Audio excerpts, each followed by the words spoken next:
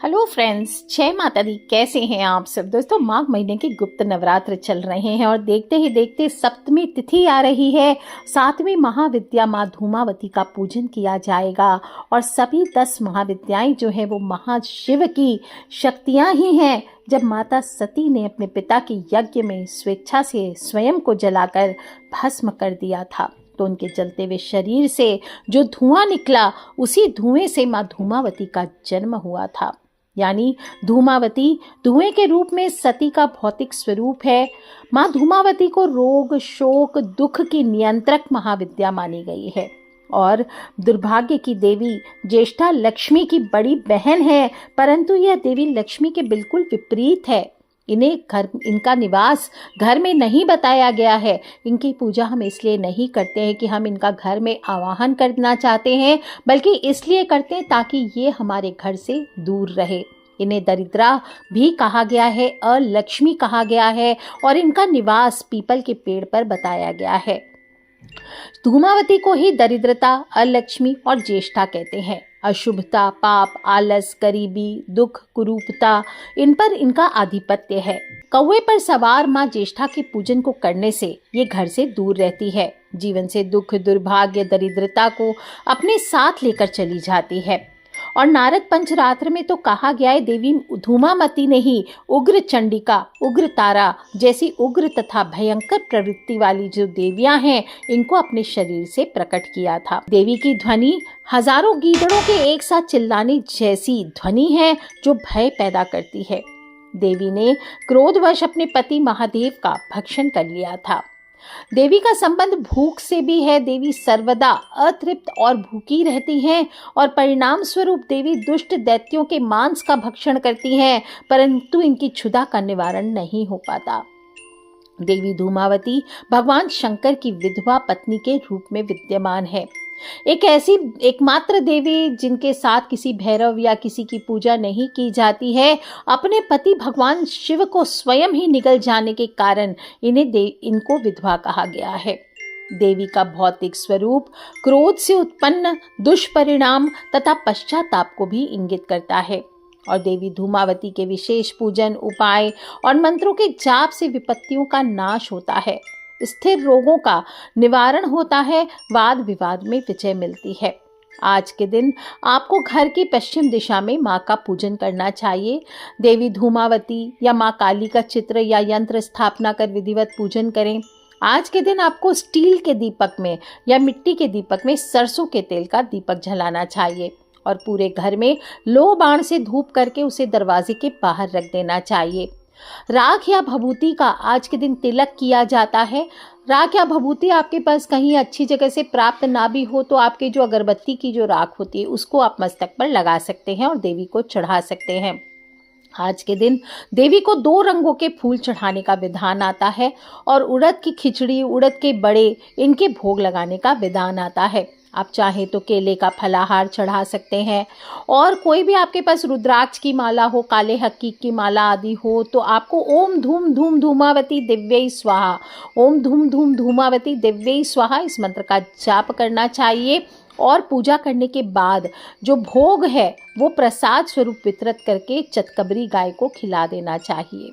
आज के दिन आपको ध्यान रखना है, आप शिवलिंग का भी अभिषेक अवश्य करें और अगर ज़्यादा नज़र बाधा घर पे लगती है तो एक नींबू को 4 टुकड़े कर लीजिए, उसमें थोड़े ऑरेंज वाला सिंदूर भर लीजिए और 4 लौंग उसमें गाड़ करके आपको सभी के सिर से घुमाकर चौरस्ते पर छोड़ आना चाहिए। के दिन बिजनेस में सफलता पाने के लिए कागज पर नीले पेन से धूम्र लिख लीजिए और फिर इसको जेब में रख सकते हैं।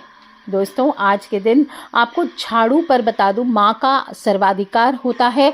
माँ की एक सवारी झाड़ू भी कही गई है। माँ की नाक बहुत लंबी है और इनका संबंध केतु ग्रह से बताया गया है। केतु एक अपंग ग्रह है और विधवा और विधुर का स्वरूप भी कहा गया है। माँ कुरूपा है। ये शीतला स्वरूप होकर गधे की सवारी करती है और वहां पर भी इनके हाथ में एक झाड़ू जरूर होता है। तो आज के दिन झाड़ू का उपाय करने से आपके घर से अलक्ष्मी या दरिद्रता दूर होती है। क्या करना है, आपको नवरात्र की अष्टमी तिथि पर आप चाहें तो अगर आपने कन्या पूजन आदि कर रहे हैं तो कर लीजिए, पूजा पाठ जो करना है कर लीजिए। इसके बाद आपको पूरे घर में जो आपकी पुरानी झाड़ू है उससे आपको पूरे घर में झाड़ू निकाल लेना है और इसके बाद झाड़ू सहित कचरे को दरवाजे के बाहर किसी चौरस्ते पर, किसी खाली ज़मीन पर या कहीं पर भी देख करके आपको झाड़ू को जला देना चाहिए। अगर जलाना पॉसिबल नहीं है तो आज के दिन इसे कचरे के साथ ही बाहर फेंक देना चाहिए और उसके बाद समस्त पूजा पाठ आदि जब कंप्लीट हो जाए इसके बाद आज के दिन आपको नई झाड़ू घर में ले करके आनी चाहिए। दोस्तों, नवरात्र की जो सप्तमी तिथि है इस पर माँ धूमावती का पूजन अवश्य करें, माँ के छोटे छोटे उपाय करें। बाकी सभी लोग रात्रि में काल रात्रि की पूजा भी अवश्य करें। माँ काल रात्रि के ओम एम ह्रीम क्लीम चामुंडाय विच्चे, ओम एम ह्रीम क्लीम चामुंडाय विच्चे इस मंत्र का जाप करें। और जो लोग भी माँ कामाख्या देवी में अपनी अपनी पूजा करवा रहे हैं उन सभी को माँ कामाख्या देवी का ध्यान करते हुए आज के दिन अपने नाम से पूजा करके कवच अवश्य प्राप्त करना चाहिए। दोस्तों, माँ कामाख्या देवी के जो सिंदूर होता है इससे ज़बरदस्त वशीकरण होता है और इसको प्राप्त अगर आपके पास ऑलरेडी है तो आज के दिन इसको वशीकरण तिलक बनाकर अपने मस्तक पर लगाना चाहिए। माँ का पूजन इससे महाकाली का करना चाहिए और ओम देवी कामाख्याय नमः, ओम देवी कामाख्याय नमः इस मंत्र का आप जाप करें। ओम क्रीम कालिकाय नमः, ओम क्रीम कालिकाय नमः इस मंत्र का आप जाप करें, ये सर्वश्रेष्ठ होता है।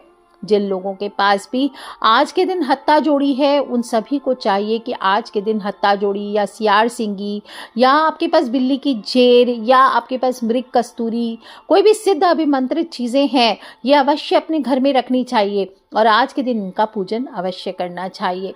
माँ काल रात्रि की सप्तमी तिथि है तो इस दिन आपको माँ काल रात्रि के सामने उसे स्थापित कर उस पर एक चुटकी ऑरेंज वाला सिंदूर या लाल सिंदूर भी डाल सकते हैं और भारी सिंदूर होना चाहिए, ये ध्यान रखें, मीठा सिंदूर डालना है और वो डाल करके 2 लौंग, 2 इलायची, 1 कपूर की टिक्की ये अर्पित करते जाइए। बोलिए ओम एम ह्रीम क्लीम चामुंडाय विच्चे, ओम एम ह्रीम क्लीम चामुंडाय विच्चे, ओम एम ह्रीम क्लीम चामुंडाय विच्चे इस प्रकार से मंत्र का जाप करते हुए उसके ऊपर सभी चीज़ें डाल दीजिए। और आपके पास जो भी माला है, काले हकीक की माला है, लाल चंदन के भी मंत्रित माला है या रुद्राक्ष की माला है, उससे आप सिद्ध करके उससे आप जाप करके आप माँ का ध्यान करें और थोड़ा सा गुड़ का भोग आज के दिन अवश्य लगाएं। दोस्तों, इस प्रकार से नवरात्र की सप्तमी तिथि को छोटे छोटे उपाय करने से माँ काली, माँ दुर्गा, माँ दश महाविद्याएं, माँ धूमावती आपके जीवन की सारी नकारात्मक ऊर्जाओं को घर से दूर करती है और आपके घर में सात्विकता को उजागर करती है। दोस्तों, अगर बहुत सारी नज़र बाधा और बहुत सारी बाधाएं आ रही है, किया कराया लगता है, परेशान है, कई सालों से समझ नहीं आ रहा कि क्या हुआ है, घर को हो क्या गया है, तो आपको क्या करना चाहिए, आज के दिन अपनी माँ के इन मंत्रों से जाप करके स्वयं को शुद्ध करना चाहिए और जो पुरानी झाड़ू का मैंने टोटका बताया है इसको अवश्य करके देखिए। दोस्तों, पुरानी से पुरानी नकारात्मक ऊर्जाएं घर से बाहर होती है और पॉजिटिव ऊर्जा का घर में होता है। बहुत सारे बदलाव जीवन में आते हैं, सिर्फ पूर्ण विश्वास के साथ इन छोटे छोटे उपायों को कीजिए। दोस्तों, खिलखिलाते रहे, मुस्कुराते रहे और अकेले नहीं करना है, अपने फ्रेंड्स, फैमिली, मम्मी पापा, भाई बहन, बच्चे, हमेशा कहती हूँ जो लोग भी परेशान हैं, मुश्किलों से घिरे हुए, उन सभी से छोटी छोटी बातों को शेयर अवश्य किया करें। हमें नहीं पता कौन सा उपाय कब किसकी लाइफ बदल दे। So love you all friends, take care. जय माता दी, बम बम भोलेनाथ की जयकारा, शेरावालीदा बोल सांचे दरबार की जय। बोलिए हर हर हर महादेव शंभू।